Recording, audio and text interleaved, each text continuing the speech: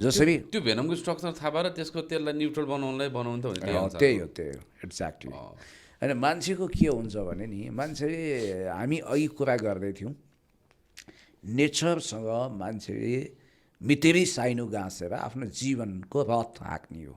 तर मान्छे कस्तो भइदियो भने अति महत्त्वकाङ्क्षी, जे चिज नहोस् भन्नु त्यो चिज चाहिँ कामना गर्ने क्या। जस्तो हाम्रो यो आवश्यकताको सिद्धान्त, यसको विषयमा म एकछिनपछि आउँला। म द्वन्द्वकालमा जनयुद्धमा थिएँ र त्यतिखेर एउटा मूल्याङ्कन भन्ने मासिक पत्रिका निस्किन्थ्यो। त्यसले चाहिँ माओवादीको खुनखुत्रो उतार्थ्यो।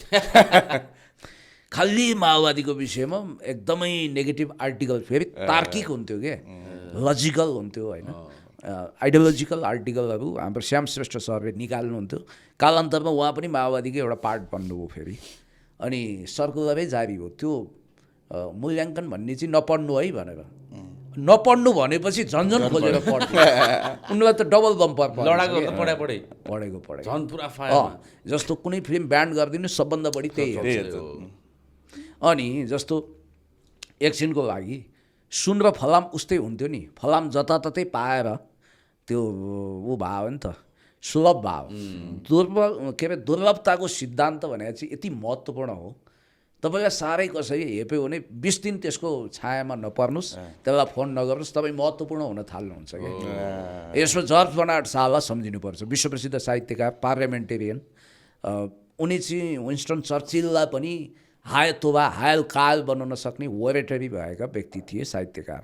उनको एप्पल कार्ड त पढ्नुपर्छ, करिकुलममै छ। अहिलेको स्टुडेन्टले पढ्छन् पढ्दैन मलाई थाहा छैन। 180 Years of Solitude यो ब्याचलर मास्टर्स केमा पढ्नुपर्छ, यो रिटन बाई ग्रेभियल गार्सिया मार्केज। अनि यो उसको चाहिँ जर्ज बर्नार्ड शाहको किस्सा बडो रमाइलो छ क्या। बर्नार्ड शाहलाई एकचोटि विन्स्टन चर्चिलले अफर गर्नुभएछ, ब्लड स्वेट एन्ड टियर भाषण, उहाँको विश्वप्रसिद्ध भयो। अनि उहाँलाई सोधिएछ भाषण सुन्नु हो नि मेरो। अब त्यतिखेर ग्रामोफोन रेडियोमा सुन्नुपर्ने छ, तार आउँथ्यो। तार भने यति लामो बिजुलीको होइन, चिठी पत्रको तार होइन, तार पठाउनु पर्थ्यो। अनि मेरो भाषण सुन्नुभयो। अहिले मान्छेहरू कस्तो भाषिक दरिद्रता छ कि उत्सवजी। जस्तो तपाईँ प्रचण्डलाई चिन्नुहुन्छ, म चिन्दिनँ भन्छन्। कस्तो दरिद्र भाषा क्या। म चिन्न अस्वीकार गर्छु भन्दा क्या मिठो सुनिन्छ नि। रमा सिंहले भने होइन, उहाँलाई म चिन्न चाहन्न त्यो